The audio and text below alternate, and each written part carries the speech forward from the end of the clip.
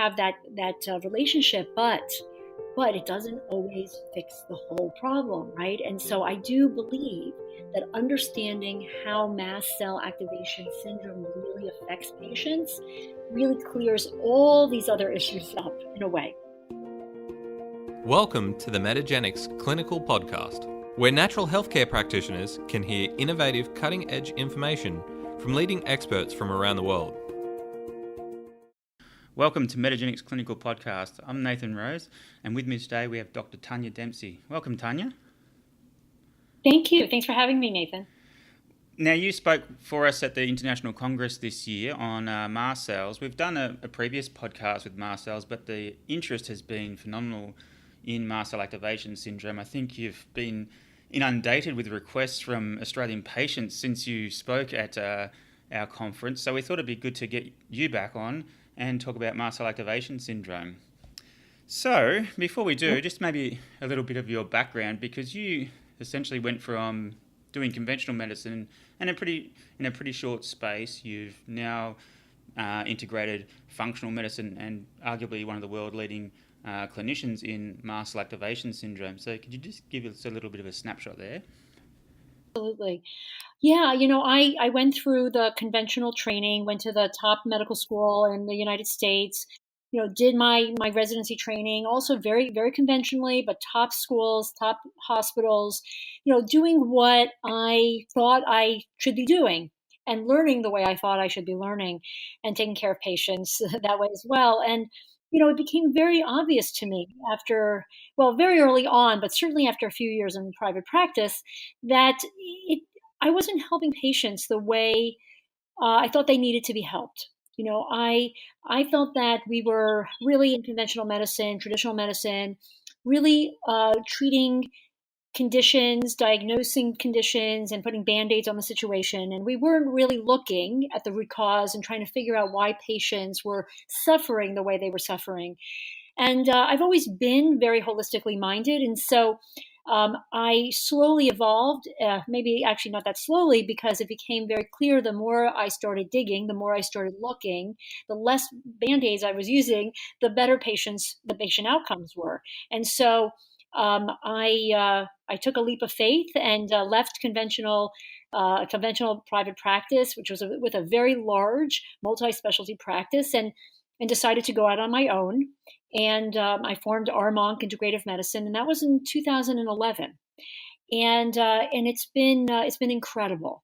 What I've learned in that period of time is exponential from where I started. And one of the things that I started, noticing more and more is that I was seeing chronically ill patients every day that had no answers. They had seen many doctors. They were looking for a more integrative approach, more functional medicine approach, and I was trying to do that, and I was looking at all the different pieces that I thought I had to look at, and I still wasn't necessarily figuring it out all the time, and it started to really frustrate me and frustrate the patients, and so I kept reading, kept researching, kept talking to people, and slowly evolved into this understanding of mast cell activation syndrome. In fact, it was probably about 4 or 5 years ago when I diagnosed my first patient.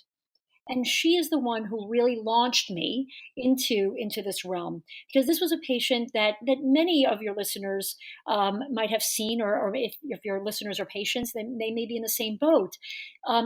This was a patient who had been had a waxing and waning condition for a number of years.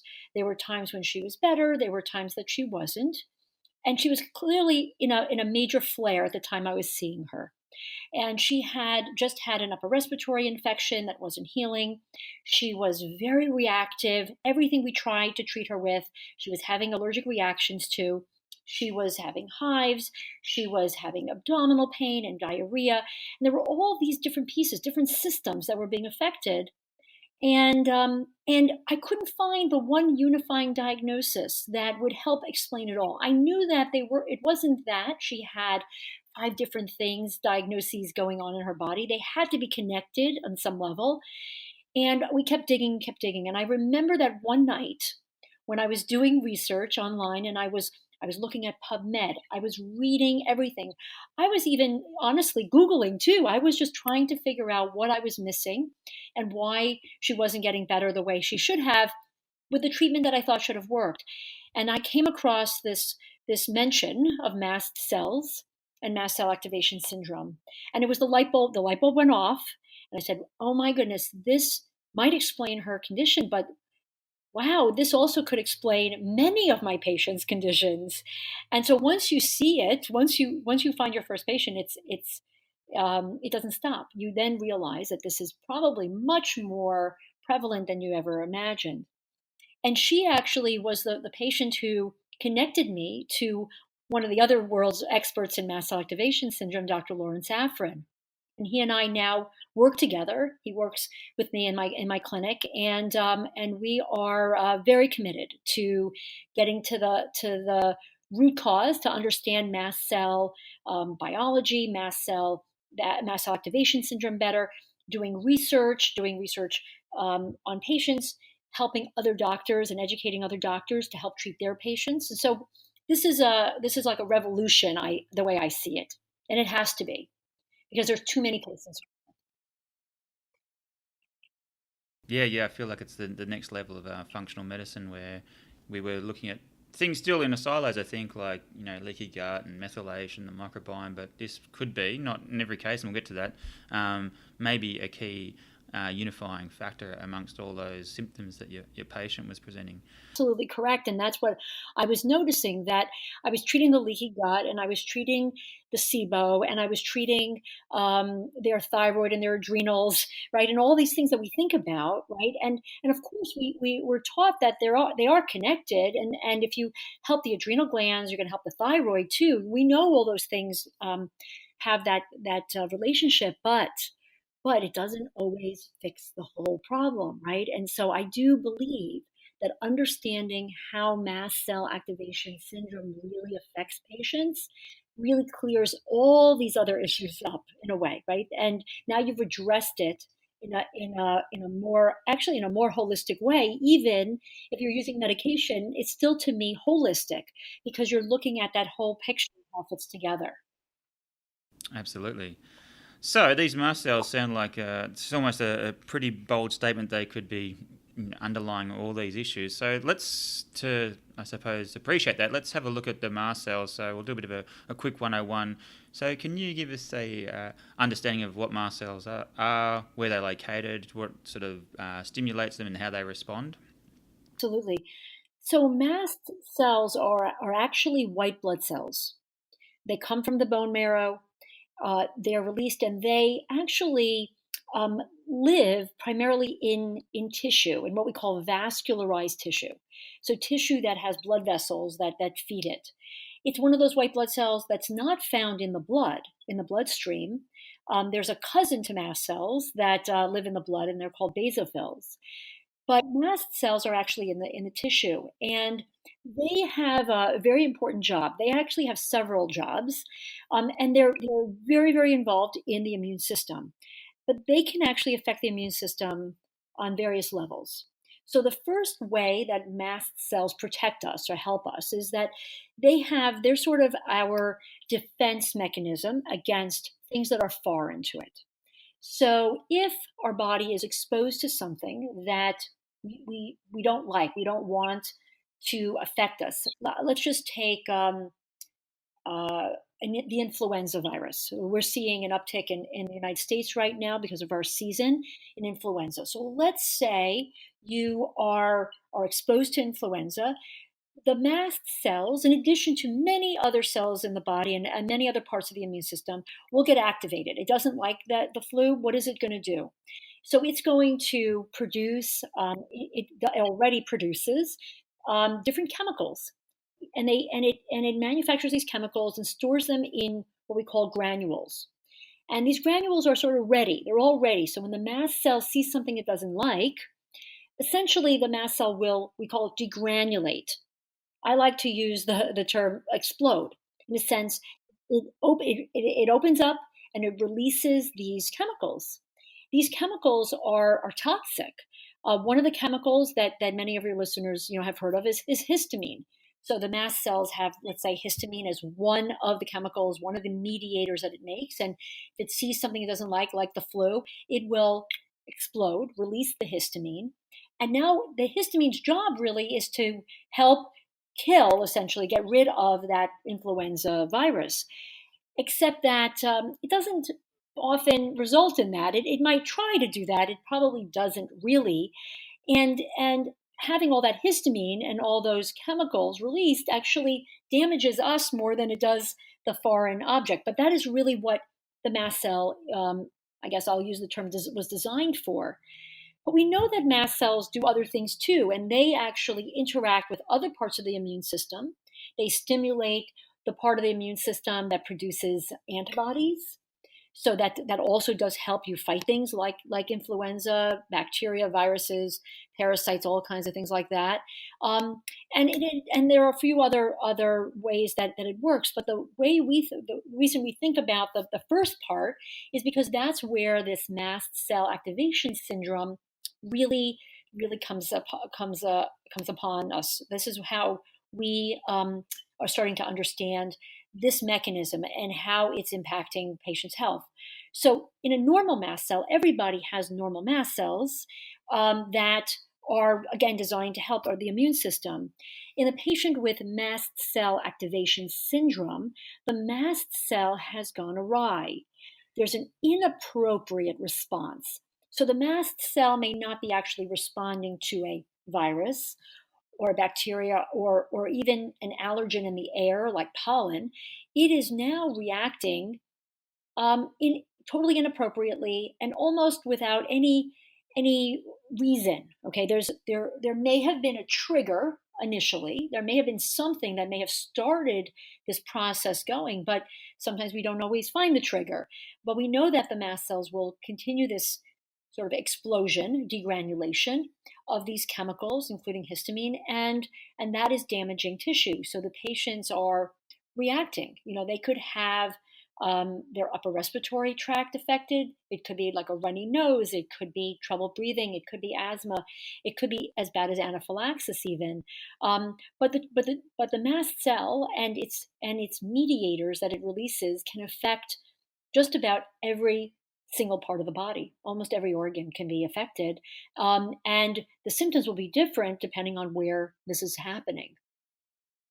So this is sort of the basis of what we're talking about in terms of mast cell activation syndrome. I think it's important to note a few additional things. Mast cells are the cell that's responsible for allergy in patients who have allergy. That's not mast cell activation syndrome. That's allergy. Patients with mast cell activation syndrome could have an allergy to something. They can certainly be allergic. Oftentimes, they have allergic-like symptoms without it being a true allergy. Their mast cell is acting as if it were allergic, and again, releasing those chemicals. I think it's important to note that there are over 200 different chemicals that the mast cell can contain and can make. But not all those 200 chemicals are in every mast cell. So each one is different, and each one is different depending on the location in the body.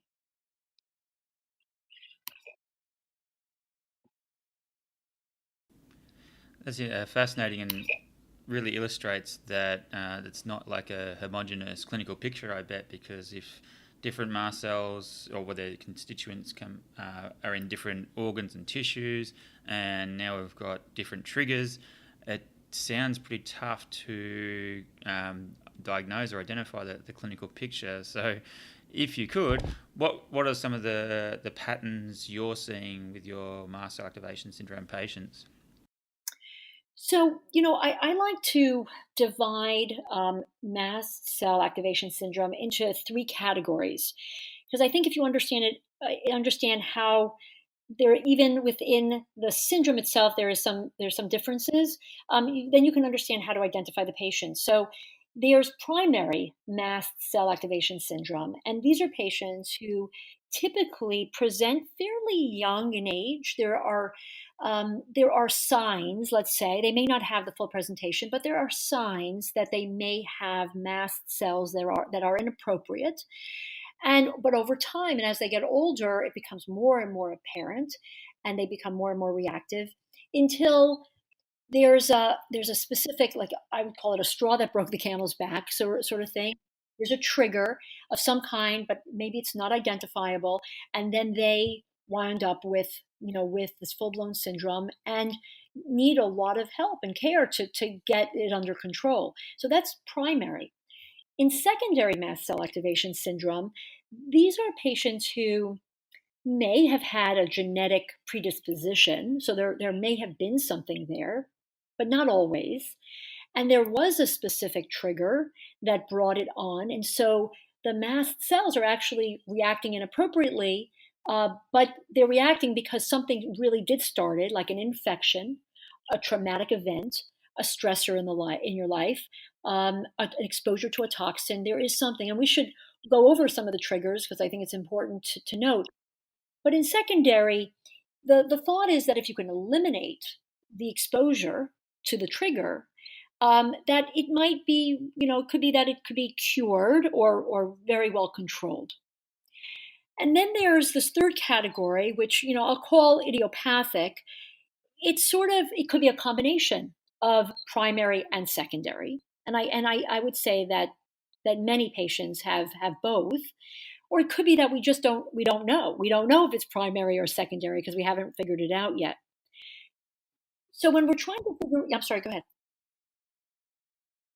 Oh no. So I was just to recap that with the primary. Then it's probably pertinent that we take a good case history and timeline, and then if it's secondary, or regardless of if it's primary or secondary, the other thing we'd really want to do is screen for triggers. Exactly.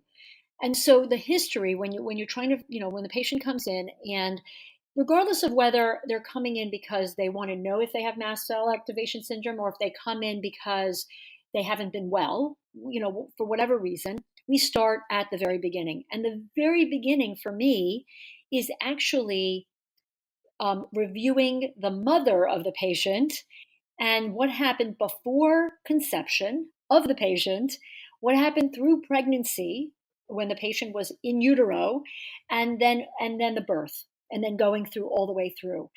Because the mother could have been exposed to something while the patient was in utero and set up the immune system in a way that then manifested later as this inappropriate mast cell response, and altered immune system. So the history is so critical, and starting all the way at the beginning. And then while we're taking the history, we are looking at and asking questions about triggers. So if the patient says, well, at the age of 10, I had an outbreak of hives. Okay, so, the question, do you know why? No, they never figured it out.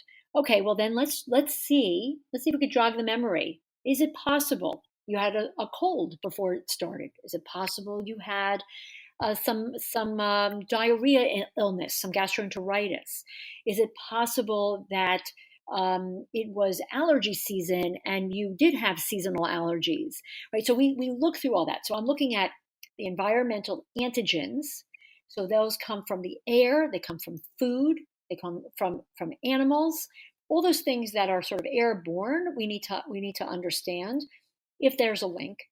I always ask about pathogens, like viruses. So a lot of patients don't know. They don't necessarily know what they've been exposed to, but sometimes it is a little more obvious. So you have to think about viruses, you have to think about bacteria, fungus, and mold, and parasites. So those are like sort of the internal things that can trigger those mast cells. In addition, toxins of all kinds have to be thought about, have to be asked about. So there are microbial toxins. You can't always ask about that, but you can certainly look and test for it. Heavy metal exposure. I have patients who tell me they didn't even think it was important, but they grew up next to an iron mine. They worked on a railroad. There are all these things, or all these ways they can get heavy metal exposures that they may have not realized could have impacted their health even many years later. Pesticides is a huge problem, and even more importantly, I think this glyphosate issue, Roundup, um, and that's gotten a lot of publicity in the United States here. And there's no question that those toxins can have an effect on not just the mast cell, but also the endocrine system, other parts of the immune system, the nervous system, etc. So we need to ask about those, and even BPA, which is a plastic type of plastic that we know is an endocrine disruptor. All these things have been linked to the development of mast cell activation syndrome and, again, other immune dysregulators. Stress can be a very, very important trigger. And I always ask about the things like any kind of trauma, abuse, um, and stressors in the family, stressors outside the family, work, all those things, very important. Because with enough stress, you can throw things out of whack for sure.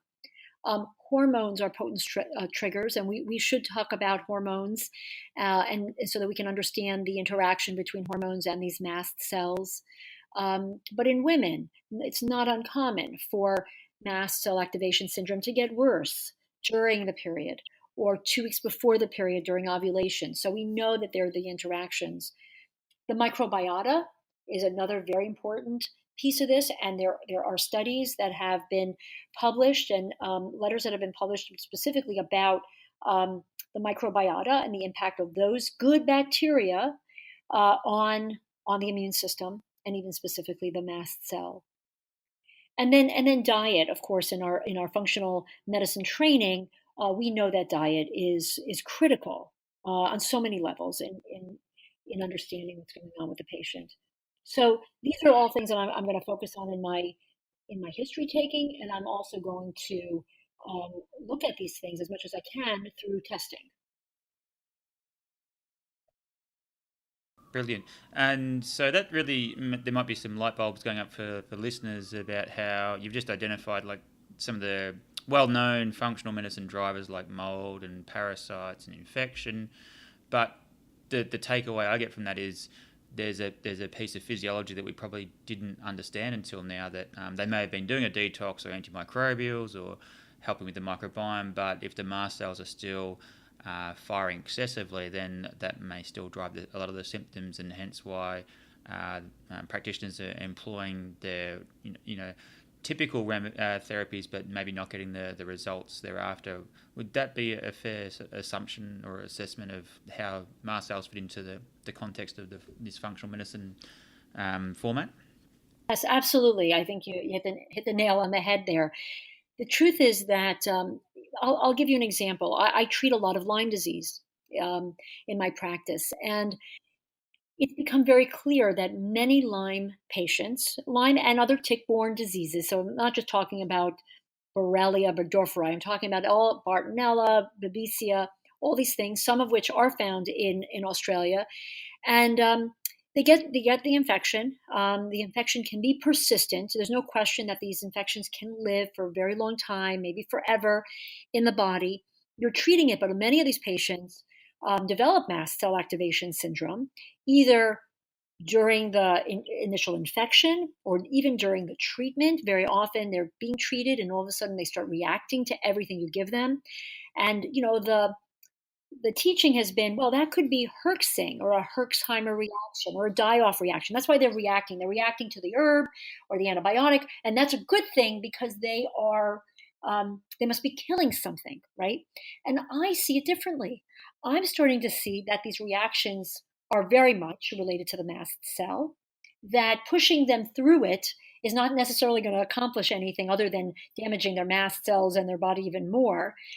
And so if you understand what those reactions really are and you start to manage them differently, then the patient responds better, and they feel better. So it has really changed the way I treat my Lyme patients now, because I see it as this is an extension. I can't just treat Lyme disease. I have to treat the mast cell activation syndrome piece of it, in order for me to successfully treat the Lyme disease, and vice versa.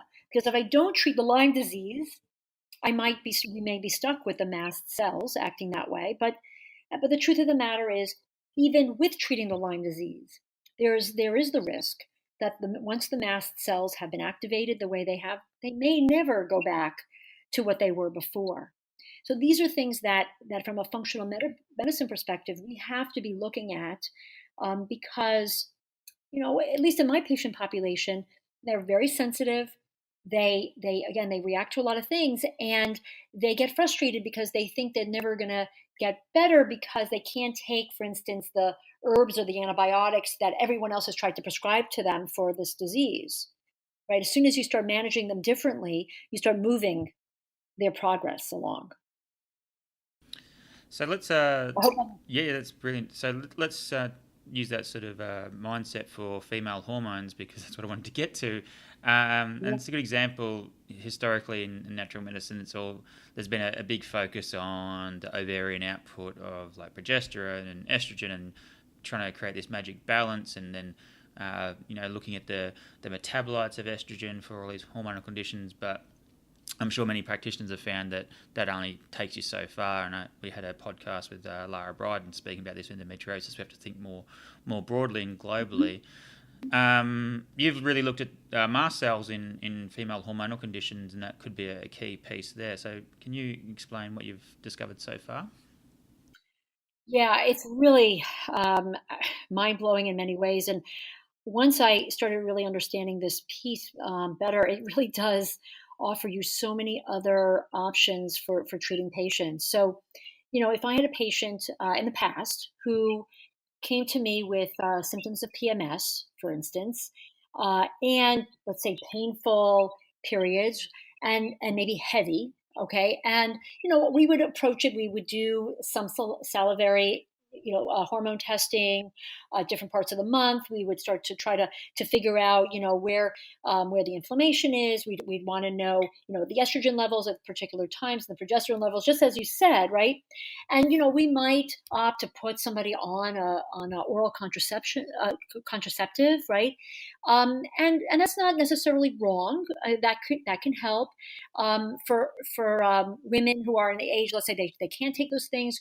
We're always talking about, okay, so you can use bioidentical hormones. You can give them more progesterone, right? There are all these tricks that we've learned through all these conferences that we go to. But now that I understand even better that what's really going on is the hormones are actually impacting a big piece of the immune system. Once you kind of deal with that immune system piece and you deal with the mast cells, and you figure out how to manage the hormones in that way, in that condition, then you are going to help patients in a way that you couldn't imagine before. So if I have a patient, for instance, and I'll go back over the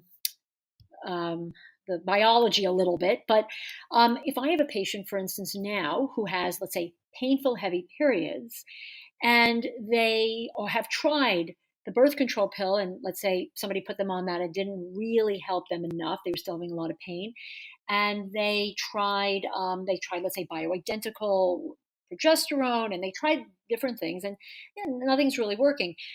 And I find that they have elevated mediators for mast cell activation. So we're looking at things like histamine. We're looking at chromogranin A, tryptase levels. We're looking at urinary metabolites from mast cells. And so let's say I've identified that they have these mediators and they have the clinical picture. If I try something as simple as giving them an antihistamine during or right before their period, and even so much as giving them an antihistamine that they may even insert intravaginally during the period or before the period, all of a sudden it changes everything. And so I had a patient who had polycystic ovarian syndrome, which I would like to cover a little bit because there is a very interesting link between PCOS and mast cells. She had the syndrome. She had crazy irregular periods she could skip months. And then when she got it, also very, very heavy. And we did the simplest thing. I put her on loratadine and famotidine which are H1 and H2 blockers. And I had her do it every day for a month or two, just to see if anything would happen. And at her first cycle on those two, she got her period, and it was almost uneventful. The bleeding was significantly less. There was no pain, and it was life changing for her. I mean, to take two simple things and to prevent, her periods, really, those symptoms, was really remarkable. So that's why I think this is very important. So the thing about mast cells. So let me back up. Mast cells they have on their surface many different receptors. These receptors are helping the mast cell interact with the world. So there are receptors there that will trigger, let's say, an allergic reaction. Those are IgE receptors, but there are lots of other receptors. And it just so happens that there are estrogen receptors sitting right on the mast cell. So during the time in the cycle, when the estrogen levels start to rise, and particularly at the time when they're at their highest, and then all of a sudden the estrogen falls. So first the mast cells are seeing the estrogen is binding the receptors, sending some sort of signal to the mast cell. It could be for some patients that as those receptors get saturated and fill up with all the estrogen, that's when the mast cells understand that they have to degranulate. There's something wrong. They have to release their histamine and other chemicals.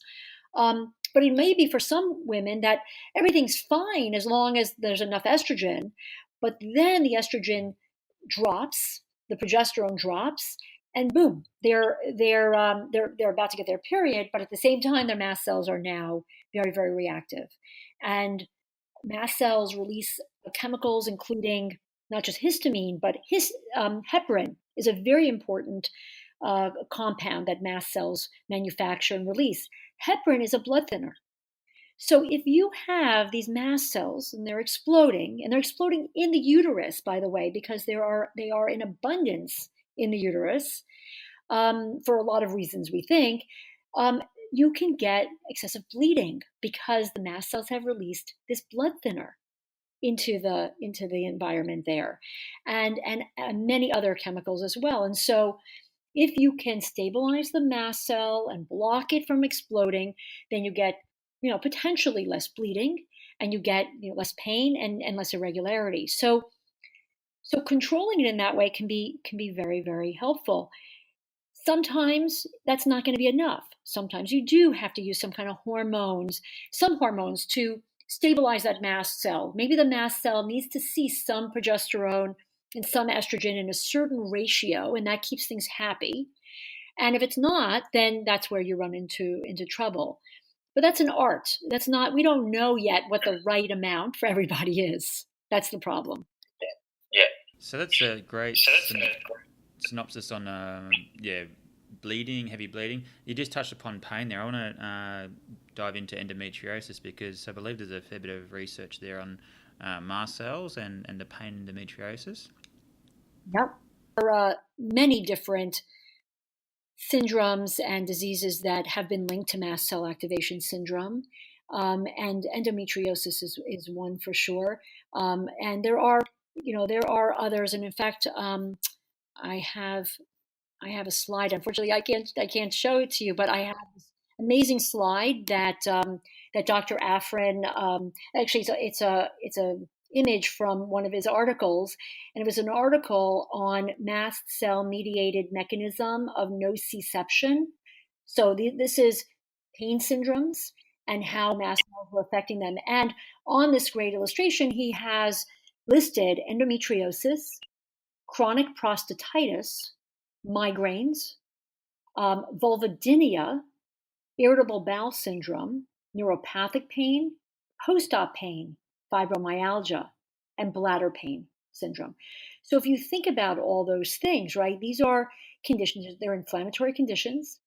Some of them we know are autoimmune in nature, some of them are not, some of them are hereditary, some of them are a little more obvious, but if you think about it that way, endometriosis makes sense.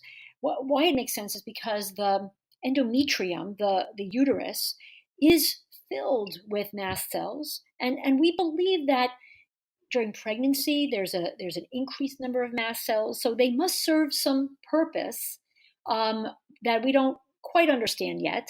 And in endometriosis, if you think about the mast cells they're in abundance, but they've now been activated in a patient who has that ability to develop mast cell activation syndrome, and now you have an explosion of the mast cells. You have pain, but more importantly, mast cells are involved in the development of, well, I should say, in growth and development. Period. They are responsible because of many of the mediators that they make in either promoting normal growth or abnormal growth. So if you have mast cells, they're releasing certain mediators that are causing the growth of abnormal uterine cells in places that they shouldn't be growing. Then you have endometriosis. So it's a very interesting connection, and again, it offers some hope in terms of treatment. Whereas many women in the past might have to go through surgery. They definitely would have to be on some kind of hormone suppression to stop the growth, right? But now we have a way of treating mast cells that could potentially help them without doing those two things. So it's pretty great. And so now, yeah, it gives a lot of hope to a lot of practitioners and patients alike. And now the other one you mentioned, polycystic ovarian syndrome. So again, like functional medicine, one of the key views of this is like a metabolic disorder, and patients are often overweight and obese and have insulin resistance, and there's a heavy focus, and understandably, on like a low carbohydrate diet and exercise, lifestyle intervention to help with the metabolic control. But the data is quite clear that not all patients, and maybe only 2/3 or 50% are overweight or have insulin resistance. So there's if you want to quote unquote, the skinny PCOS type. So maybe mast cells could play a role as more of a unifier, perhaps. I'm wondering, what's your understanding of mast cells with polycystic ovarian syndrome? So it's fascinating. It's actually a really great example of how research needs to continue to evolve. Because I've actually been very interested in polycystic ovarian syndrome since I started practicing, and was always focused on the insulin resistant piece of it. I mean, even back then, people weren't concentrating on the metabolic piece. They were really concentrating on just the hormone piece. It was a hormonal imbalance, and that was it, right? And they treated it with hormones, birth control pills and things like that. I became very, very aware that there was an insulin resistance that was occurring, and even in thin women with polycystic ovarian syndrome, right? So we're there. Then where do we go from there? So what I started seeing, and then it became apparent in the literature, is that many of my polycystic ovarian syndrome patients would develop some sort of autoimmune disease. So it wasn't uncommon after years of PCOS that these women would get Hashimoto's or just simply hypothyroidism. And some of them many of them had things like asthma and allergies, and some of them had endometriosis. And then you start seeing all these other connections, right? So they could have eating disorders, very, very common. So psychiatric disorders also could be seen very, very often. Irritable bowel syndrome, gastroparesis, and so on, right? So that can't all be just a metabolic issue. That has to be more. The immune system has to be involved on some level. And so what we now understand is that PCOS is an autoimmune condition. It is an inflammatory condition. There's low-grade inflammation throughout, and we know that there are many inflammatory cytokines that promote the inflammation. Many of them are produced in the mast cell, which is really interesting. And so we now see there's some really interesting literature, and excuse me if I say, that a lot of this literature, a lot of the studies are done in mice or rats, and not that many yet in humans. But I still think it's interesting when they've exposed these rats to different cytokines. If they've they've exposed them to different diets, they've exposed them to different environments, they can trigger a polycystic ovarian syndrome like picture, and they often find mast cells in the in that link. All right, so I think it's important, but we need obviously more information. In the meantime, I think that with the information we have and the fact that we know that those mast cells have estrogen and progesterone receptors and they react to fluctuations in hormones, and we know that women with polycystic ovarian syndrome often have very high levels of estrogen.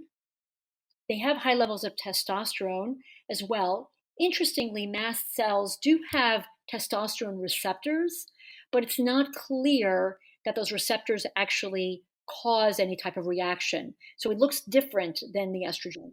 But PCOS women, we often consider them estrogen dominant. So again, they have really high estrogen levels. Many of them, if they are overweight or obese, they have increased amount of fat cells. We know that estrogens collect in the fat. We know environmental estrogens like xenoestrogens are acquired and stored in the fat, and that also can contribute. And we know xenoestrogens bind to mast cells and induce degranulation. So it's a vicious cycle, and that inflammation can lead to more insulin resistance and more inflammation, and again, it just goes on and on. The other thing that I want to mention that I failed to mention was that one of the common things that we see in PCOS is migraines. And we see it in many other women, other patients too, of course. But there is a migraine connection to hormones and the mast cells specifically. And again, we focus on stabilizing the mast cell or blocking the release of these mediators or blocking the effects of these mediators at the tissue level. Then all these other problems could potentially be ameliorated. Great. So, yeah, it really offers some hope to PCOS sufferers and other hormonal conditions. Ideally, more work will hopefully come out in the future that helps reinforce this or gives us more clarity, but certainly gives us enough to work with our patients. I might use that migraine as a bit of a segue to go up to the brain. One of the final areas I just want to touch upon is neuropsychiatric conditions. That seems to be quite prevalent with mast cell activation syndrome. And again, it's one of those areas where in natural medicine or functional medicine, we've had quite good success with treating things like anxiety, depression, and even cognitive disorders. But it seems like mast cells could be playing a role there and offering another avenue for intervention. What's your take on mast cells and mood and cognitive decline? It's a very important piece of the puzzle, and I think that for the psychiatrists who are more functionally medicine trained, I think it's hopefully they're going to become more aware, and then I hope that it passes down into the more traditional practitioners because. What we need to understand about the mast cells. So let me back up a little bit. Mast cells, as I mentioned earlier on, are found in all tissue, basically vascularized tissue. And they're in these different tissues because they're trying to protect from the environment, right? So some things are obvious, like if you have mast cells in your respiratory tract, they're trying to protect you from what you're breathing in, right? And so if you breathe in something they don't like, that's where the symptoms are going to come out because that's where they're essentially degranulating. They're in the skin because that's in contact with the environment. They're in the genitourinary space because that also does have some interaction with the environment. It's in the GI tract, because we're eating food from the environment, and so we're protecting, from pathogens, specifically if we're eating something that's bad, right? So it's an interesting design, right? It's there for a purpose. So it turns out that mast cells are also found in the nervous system, and specifically they line the nerves in a way. They basically are just going down the length of the nerve, and they're there and ready and waiting for action. Now, the theory is that, so some people believe that the environment is not really in contact with the nervous system, right? We talk about the blood-brain barrier, for instance, right? things are not that easily going into the nervous system. But I think that, the theory is that maybe there isn't really a tight blood-brain barrier, and maybe the nervous system does have more interaction with the environment, and so that's why the mast cells are there.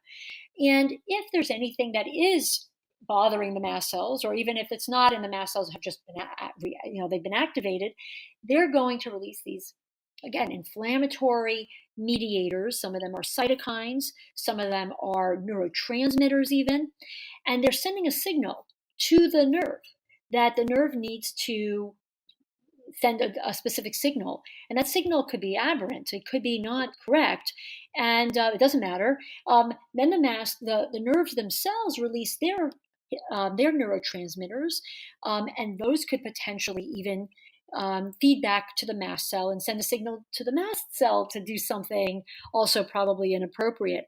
So there's no question that mast cells are affecting the nervous system, okay, and the nervous system on many levels.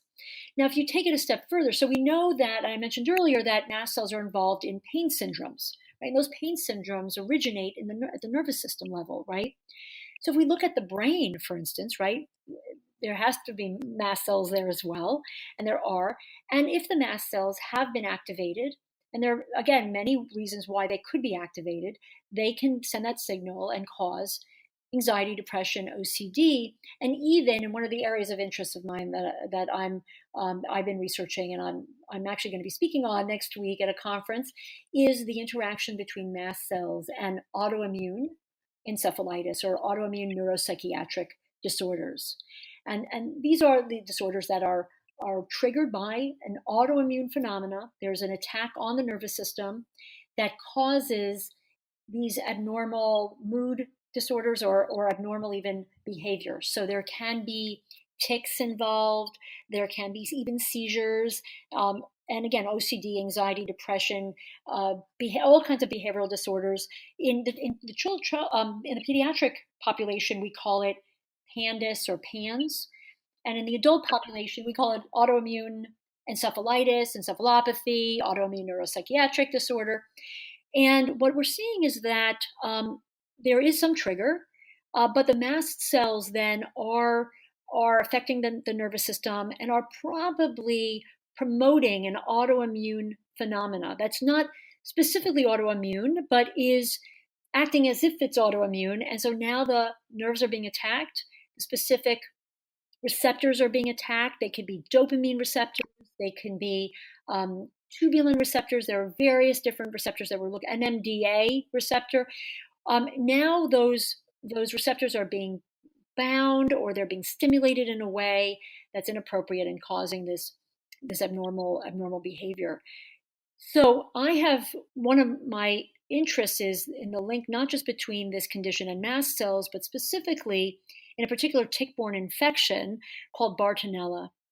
And it turns out that Bartonella is a very potent contributor to this condition, and treating that bacteria can have, treating the bacteria and treating the mast cells together can have a profound effect on that condition, which right now, just so you know, we don't have a lot of treatment options for patients who have this autoimmune neuropsychiatric disorder. We have things like, at the one extreme, plasmapheresis and IVIG, intravenous gamma globulin.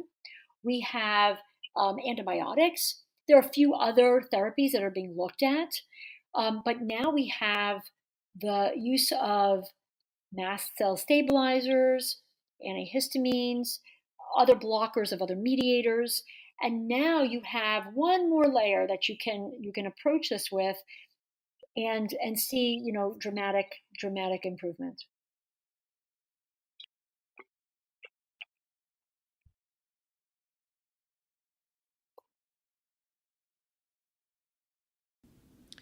Well, that's amazing what potential that addressing the mast cells can have in neuropsychiatric conditions.